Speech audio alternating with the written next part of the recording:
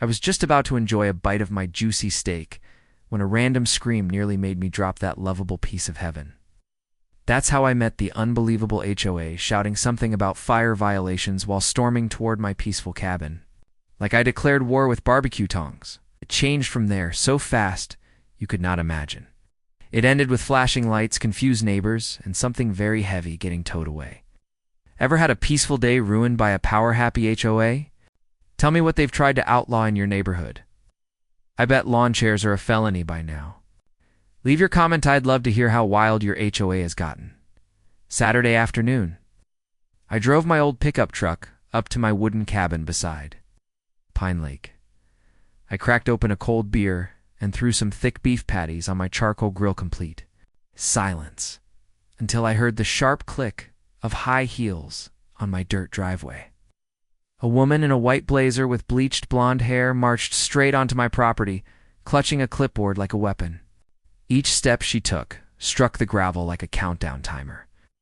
This was my land, but I'd never felt so brazenly invaded by someone carrying a clipboard. Not a weapon, sir. You need to put out that fire immediately, Diane pointed directly at my grill with the authority of someone who clearly expected instant obedience. I looked up, surprised by her aggressive tone and the fact that she'd walked onto my land without permission. Excuse me, ma'am. This is my property, I replied, trying to stay calm. Not anymore, it isn't. This entire area is under HOA. Control now, she declared, gesturing toward a wooden sign that definitely hadn't been there when I arrived. No open fire, HOA safety regulation. That sign immediately raised red flags because I distinctly remembered the area being clear when I'd driven up just an hour earlier. Someone had placed it on my private property without asking permission. Ma'am, I don't know who you are, but this is private land. You need to leave, I said, maintaining my composure despite feeling increasingly annoyed. Diane laughed. The kind of laugh that doesn't need volume to make you feel like a student being called out in front of a class. Maybe in her mind I wasn't. A person, just an object that needed handling. In that moment, I knew this wasn't going to be simple. I'm Diane Carter, HOA president. You're violating our fire safety code. That's a $300 fine per day. I walked over to my truck and pulled out my property deed from the glove compartment. Here, take a look at this. I purchased this land 3 years ago, and it's completely legal. Diane waved her hand dismissively without even glancing at the document. I don't need to see fake papers. Safety of our community comes first.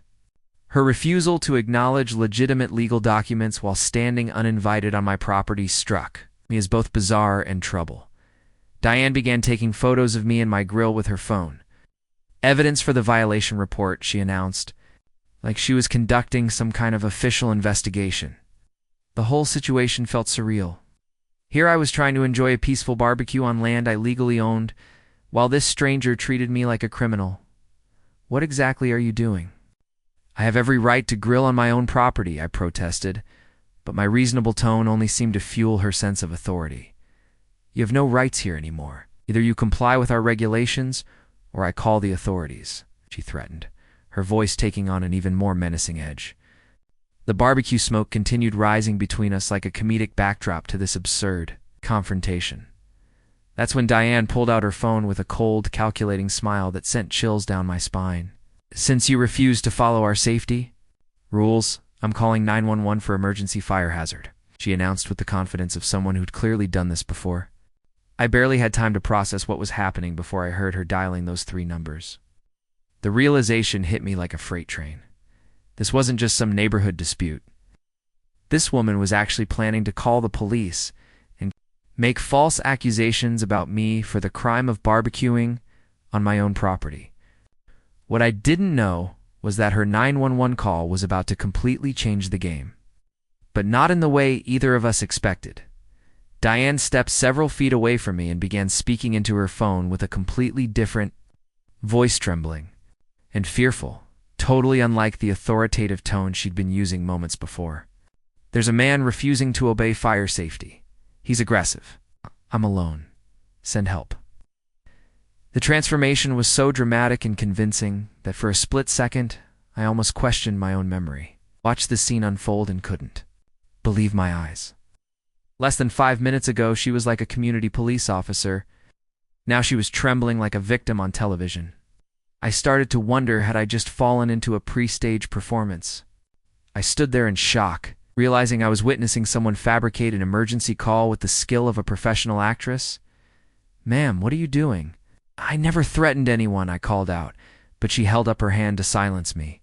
While continuing her performance, the audacity of what I was witnessing finally snapped me out of my stunned paralysis. I grabbed my phone to start recording everything. "I'm documenting this for my protection," I announced, making sure. My camera captured both her false statements and the fact that she was trespassing. Diane immediately tried to cover her face. "Stop recording me. This is harassment," she shrieked. But I kept the camera rolling because I knew I'd need evidence. "You just called the police with completely false information about me. Who's really doing the harassing here?" I asked, making sure my voice was calm and reasonable for the recording. "I'm documenting a clear safety violation," she shot back. But her authoritative mask was starting to slip.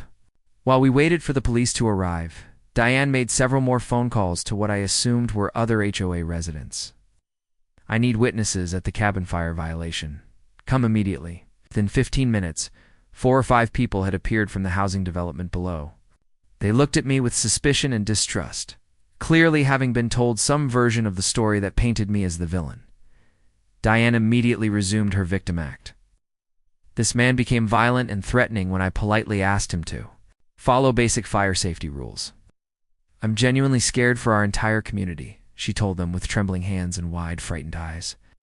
I felt completely isolated and outnumbered, standing alone against a group of strangers who'd been poisoned against me. Just when I thought the situation couldn't get any worse, I heard a familiar voice calling from behind the group. "What's going on here, Dean?" Steve Bradley, my neighbor from the cabin next door, merged from the tree line with a confused expression. Steve was in his late 40s, lived in the area for decades, and knew the history of every piece of land around. "The lake, Steve, thank God you're here. This lady is claiming I'm violating HOA rules on my own property," I explained, feeling a rush of relief to finally have someone who might understand.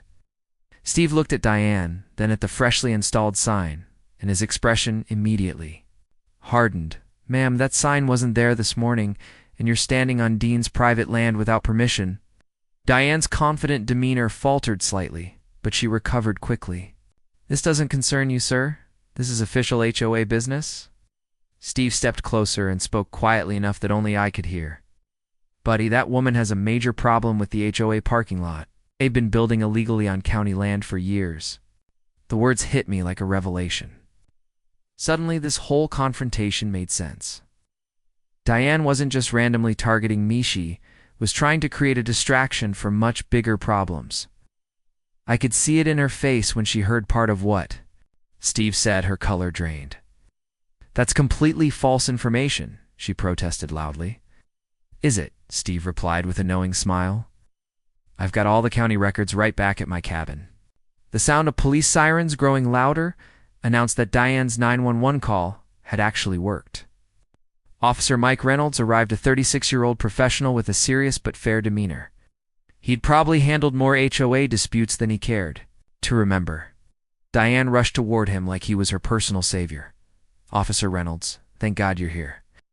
This man has been threatening our community and refusing to follow basic safety regulations," she exclaimed, pointing dramatically at me. The narrative was in full swing. Officer Reynolds surveyed the scene. Methodically, me standing beside my perfectly legal barbecue grill, Steve positioned supportively nearby, and a small group of HOA residents clustered around their self-appointed leader. "Ma'am, can you be more specific about the nature of these threats?" he asked in a neutral tone that suggested he was already skeptical. I seized the opportunity to speak. "Officer, I was simply barbecuing on my own property when this woman appeared and demanded I stop. Here's my property deed and a video recording of her making false statements to 911. I handed over both pieces of evidence. Officer Reynolds examined my documentation carefully and watched several minutes of my phone recording. His expression grew more serious as he realized what he was dealing with. "Mrs. Carter, I see no fire hazard or credible threat in this situation. This appears to be a civil property dispute rather than a criminal emergency." That's when Steve chose to drop his bombshell revelation. "Officer, if you want to know about a real violation..." Steve flipped to a page containing certified mail receipts and return notices. The county issued multiple warnings starting 18 months ago. The HOA board never responded and continued expanding the lot. The room went quiet. "Officer," Reynolds asked, "Mrs. Carter, were these notices ever shared with HOA members?" Diane hesitated, her confident demeanor cracking. I was planning to address it at the next meeting." Steve cut in sharply. "Next meeting? There hasn't been one in months. You've ignored county violations while threatening residents." "Over grills." Diane's eyes darted around, clearly calculating her next move.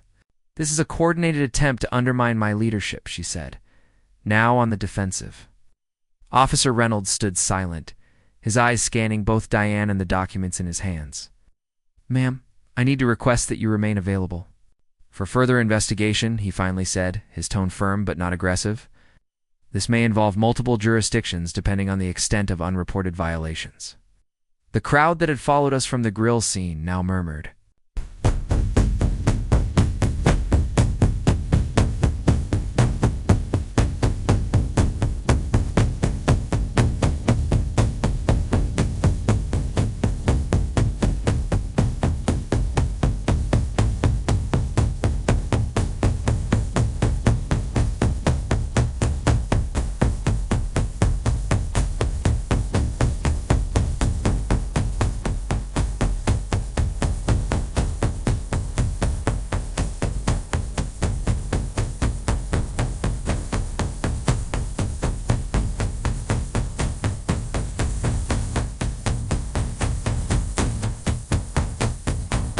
I'm Sansen Fresen Nasen Sewan Sensen I'm Senwin Sen Sen Sen San Sen Sen Sen Sen and Sen Sen Sen Sen Sen Sen Sen Sen Sen Sen Sen Sen Sen. Certified letters, photos of construction, HOA, meeting minutes or, rather, the glaring lack of them. "This is a pattern," Steve stated, tapping the documents. Diane uses safety violations as weapons to distract from her own abuses of power. That statement landed like a bomb in the room. Suddenly, one of the residents who had arrived with Diane stepped forward. "I trusted you," the woman said quietly. "You told us this man was dangerous. You never mentioned anything about the county notices or illegal construction." Diane's expression hardened. "You don't understand the politics of HOA management, but the damage was done. Trust had begun to erode and fast. I think it's best we take this back to the community center," another homeowner said. "Everyone needs to hear this," Steve agreed. "I'll bring the documentation and give everyone a chance to see the truth." Officer Reynolds nodded. "I'll attend as well. Given what's unfolding, transparency is in everyone's best interest." Anne opened her mouth to protest, but closed it again when she saw the firm expressions around her. The emergency.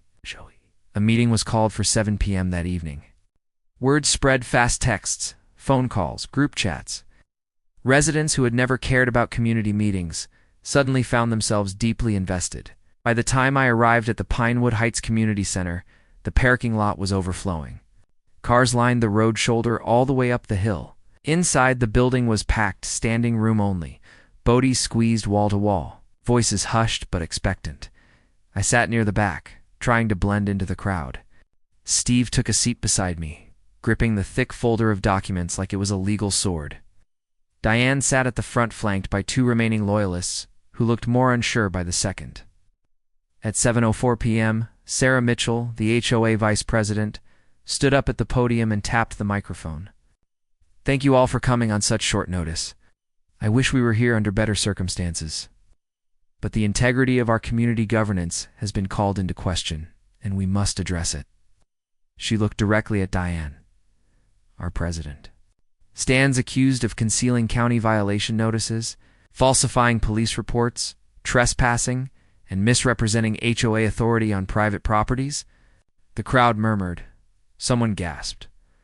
Diane stood quickly. "All of that is circumstantial and twisted.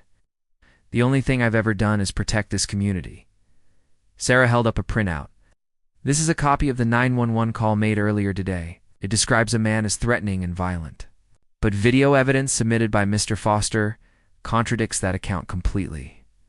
My stomach churned as Sarah cued the audio. My voice could be heard faintly in the background, calm, firm. Damned. Diane's trembling, dramatic voice filled the room. He's aggressive. I'm alone. Send help. The silence that followed was absolute. Then came quiet mutters, anger, disbelief, betrayal. You faked a police emergency. Someone yelled. Steve stood and handed Sarah the documents. Here are certified letters from the county dating back 18 months. HOA members were never informed. Sarah began reading the violation dates.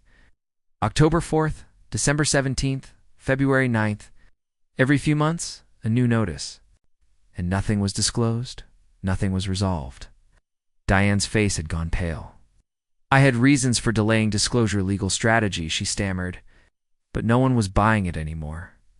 Officer Reynolds, can you verify any of this? Someone from the crowd called. Reynolds stood from the back row. Yes, I've confirmed that multiple violations were issued by the county. With no response from the HOA. Additionally, Mrs. Carter's 911 call is currently under review for potential misuse of emergency services. The crowd erupted outrage, disbelief, even a few claps. Diane was cornered, but she wasn't done yet. You're all being manipulated. She screamed. This is a setup. I built this community from the ground up. Without me, you'll have chaos. But her words rang hollow. Sarah returned to the mic.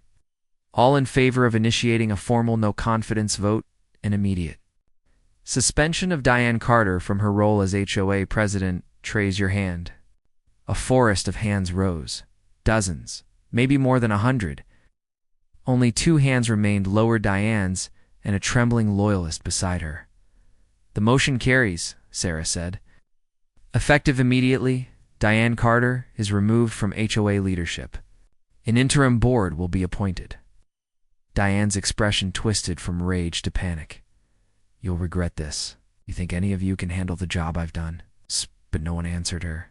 She stormed out of the room, heels echoing against the tile, pushing past neighbors who no longer looked at her with admiration but with contempt. Sarah took the mic again. Thank you all for your participation tonight. Elections for permanent leadership will be held next week. In the meantime, we'll begin reviewing all HOA documentation for transparency. Applause broke out not because Diane had fallen, but because the truth had risen. As the crowd began to filter out, I remained seated, stunned by the speed of it all. Just 24 hours earlier, I was barbecuing in solitude. Now, I'd accidentally helped ignite a community revolution. Steve leaned over. You handled that well, Dean. I nodded. I didn't expect any of this. I just wanted to grill in peace. Steve laughed. Sometimes peace has to be defended. I left the center that night not angry, not smug, just tired, but hopeful. As I walked back toward my truck, several residents stopped to shake my hand, thank me, and even apologize for doubting me earlier. I accepted it all with quiet gratitude, and when I finally reached my cabin that night, I didn't light the grill.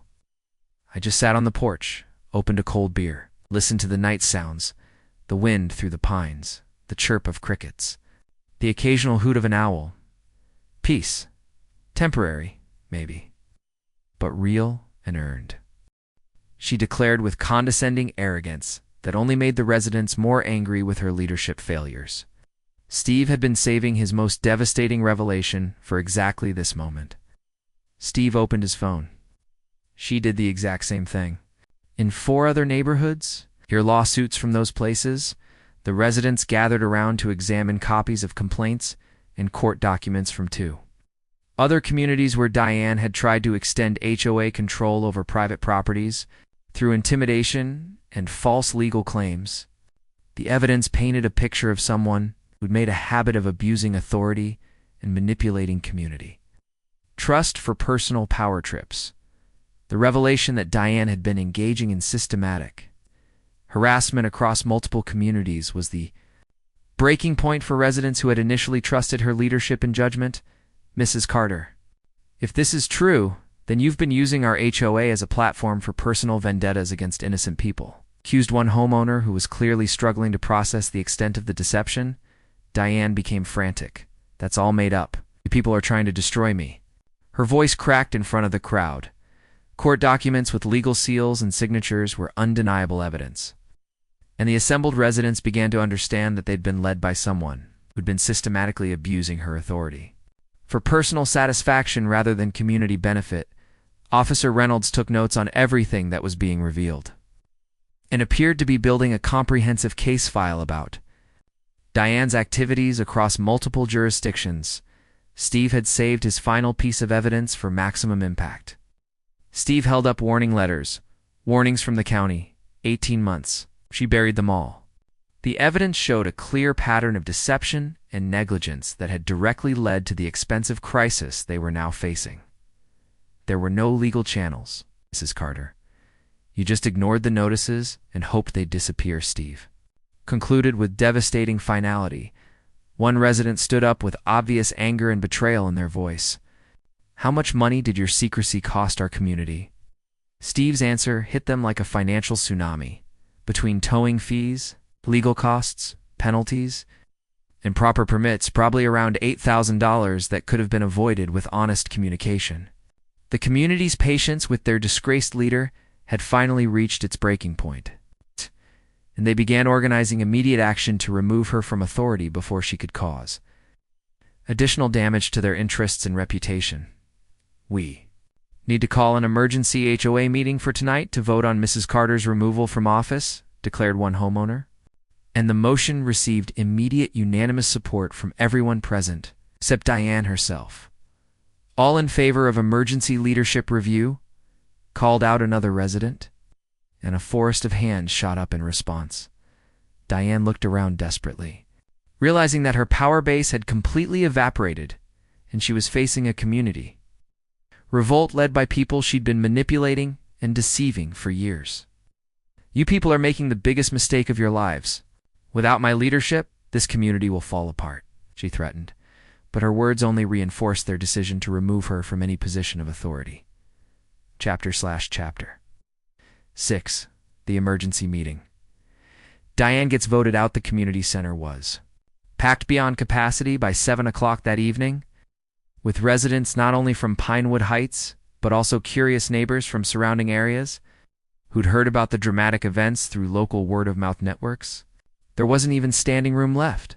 Many people had to crowd outside the windows, straining to catch every word that drifted out from the meeting hall. The whispers, searching glances, the unusual silence, everything signaled that this wasn't just a meeting. This was the moment that would determine the fate of the entire neighborhood. I could feel the electric tension in the air, the kind you get before a thunderstorm. People kept checking their phones, texting updates to neighbors who couldn't make it.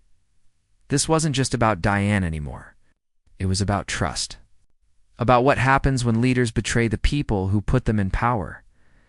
I sat in the middle section of folding chairs, feeling somewhat uncomfortable about being the center of attention in a dispute that had spiraled far beyond my original intention of simply enjoying a peaceful barbecue at my cabin. Steve sat beside me with his ever-present folder of documentation, looking like a man who'd been preparing for this moment for years and was finally seeing justice served. Diane sat alone in the front row, trying to maintain an appearance of dignity and control, despite being completely isolated from the community she'd once dominated through intimidation and manipulation. Sarah Mitchell, the HOA vice president, called the meeting to order with obvious reluctance about having to preside over such a contentious and potentially destructive community crisis. "Tonight we're here to address serious allegations against our current HOA president, following events that have caused significant financial and legal problems for our entire community," Sarah announced in a voice that carried both authority and sadness about the situation they were facing together. She read from a prepared list of accusations that sounded like an indictment. First, deliberately concealing county violation notices affecting community property for over 18 months. Second, trespassing on private property to install unauthorized signage. Third, filing false police reports against a neighbor. Fourth, systematically misrepresenting facts to community members and outside authorities. Diane tried to regain her credibility. I built this community. Everything was for safety. But nobody believed her anymore. The response from the audience was immediate and negative. People shook their heads, rolled their eyes, and made disapproving sounds that made it clear they were no longer buying her victim narrative. Diane gripped her jacket pocket tightly, darting around searching for a familiar face. But one by one, people who had once supported her, once defended her all, looked away. Avoiding her gaze, the isolation became clearer than any accusation could make it. Sarah invited me to present my account of the day's events. I stood up, feeling nervous about addressing such a large crowd of people I barely knew. I said I was just barbecuing in my own yard. Then she told me to put out the fire, then called the police.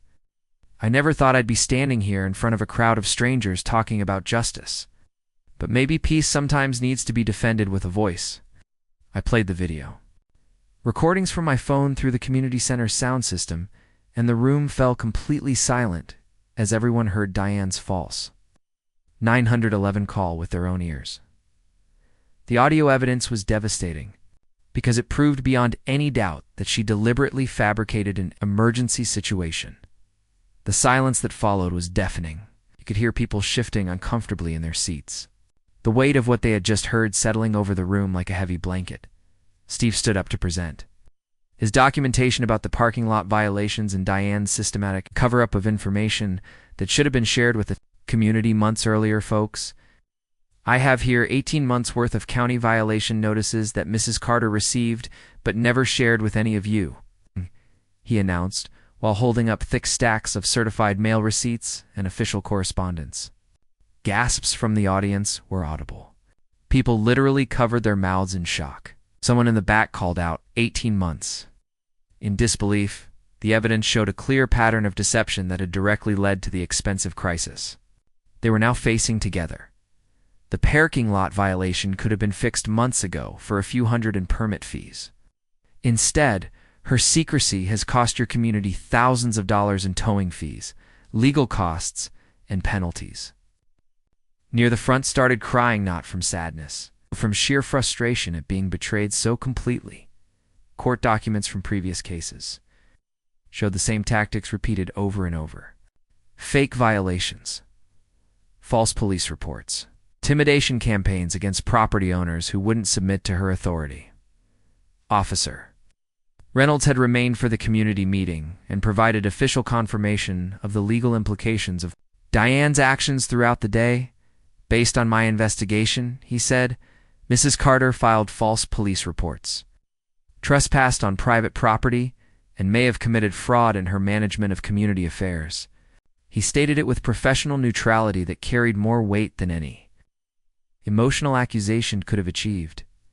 The room buzzed with quiet conversations as people processed the severity of what they were hearing. Some residents looked shocked, others angry, but all of them looked betrayed by someone they trusted to protect their interests. The vote of no confidence was called with parliamentary formality. But the outcome was never in doubt, given everything that had been revealed about Diane's pattern of deception and abuse of authority. All community members in favor of removing Diane Carter from the position of HOA president, please raise your hands, Sarah announced. When the votes were counted, nearly the entire room raised their hands. Diane was left empty-handed. The sea of raised hands created a powerful visual democracy. In action, the community finally taking back control from someone who had abused their trust for years. All opposed to removal? Only 2 hands went up, probably from people who felt sorry for Diane, despite everything that had been proven about her. Misconduct? Any abstentions? 3 hands rose half-heartedly. The motion passes by an overwhelming margin, Mrs. Carter. You are no longer serving as president of this HOA.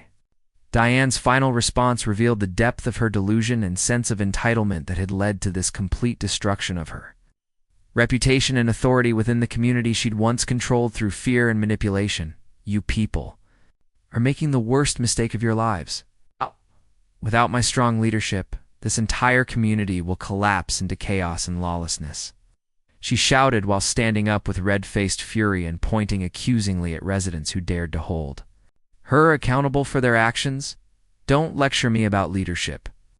When you've spent years lying to the people who trusted you? I replied quietly, and my calm response seemed to infuriate her even more. Officer Reynolds immediately stood up with a warning look that made it clear. Such statements could be considered threatening behavior toward community members. The contrast was stark. Diane shouting and pointing fingers while I remained calm and factual. Several residents nodded approvingly at my restraint. One elderly man actually started clapping, which triggered a brief round of applause that made Diane's face turn even redder. She realized she was losing the narrative completely, that her usual intimidation tactics weren't working in front of this crowd. The meeting concluded with Diane storming out of the community center in a rage, leaving behind a room full of people who were relieved to finally be free from her toxic leadership, but concerned about what she might try to do.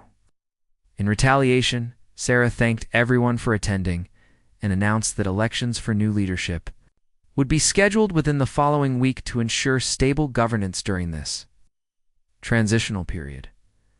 Residents began applauding, not in celebration of Diane's downfall, but in appreciation for the truth finally being revealed and justice being served through democratic processes as people prepared to leave. One resident approached me with a concerned expression. "Mr. Foster, there's something you should know about Mrs. Carter based on what happened in other neighborhoods. She doesn't accept defeat gracefully. She threatened legal action against people who stood up to her bullying tactics," he warned with obvious concern. "What kind of legal action?" I asked, feeling a chill despite the evening's victory. The answer was ominous. "She's claiming that you organized a conspiracy to destroy her reputation through false accusations. And apparently, she's already contacted a lawyer about filing lawsuits." A week later, I lit the fire again. This time, nobody bothered me. Just meat, beer, and the sound of pine needles rustling in the wind. The fake "no fire" sign had vanished, completely replaced by a hand-carved wooden sign I'd made myself. During the week, private cabin, peaceful BBQ zone, all reasonable neighbors welcome.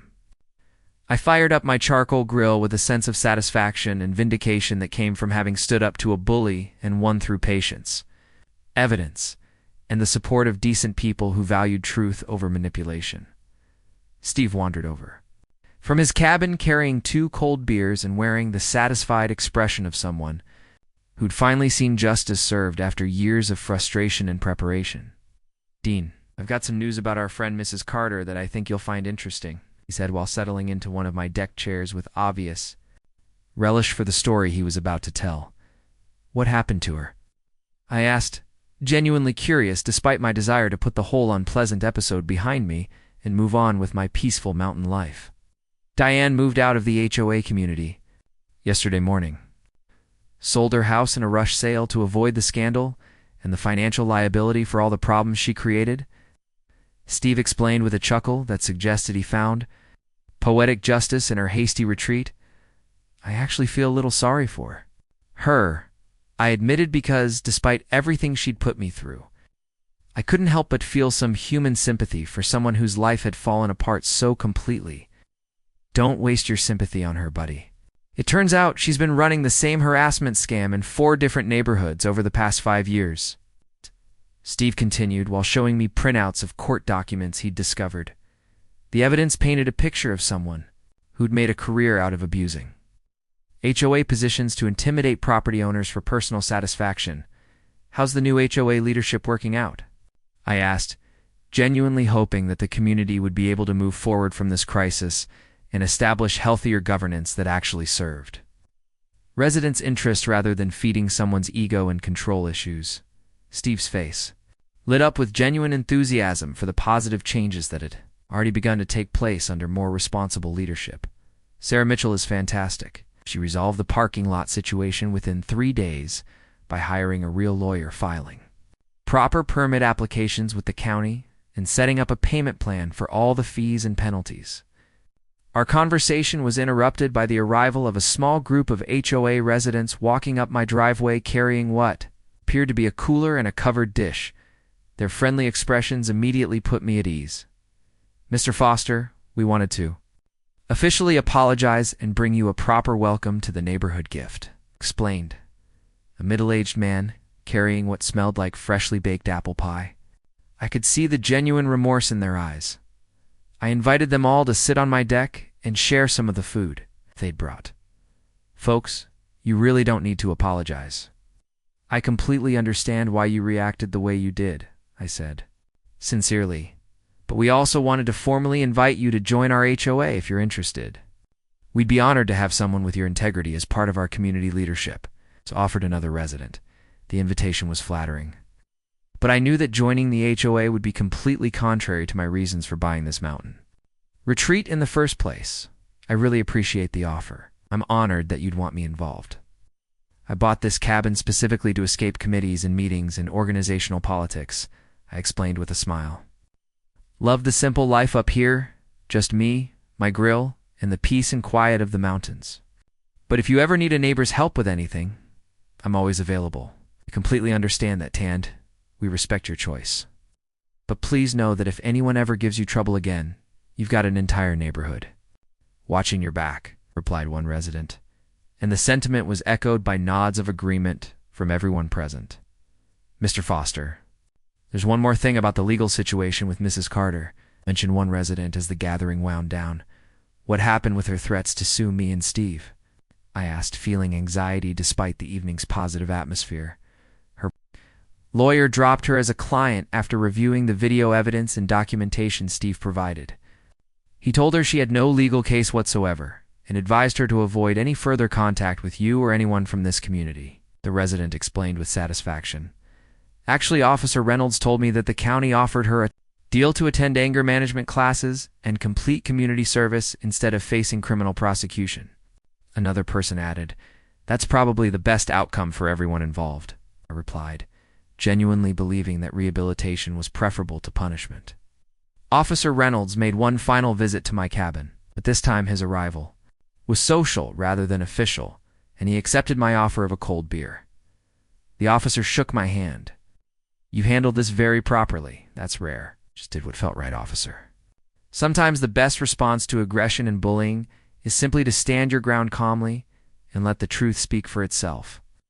I replied, reflecting on the lessons I'd learned about conflict resolution and the importance of maintaining dignity and composure even when dealing with unreasonable people.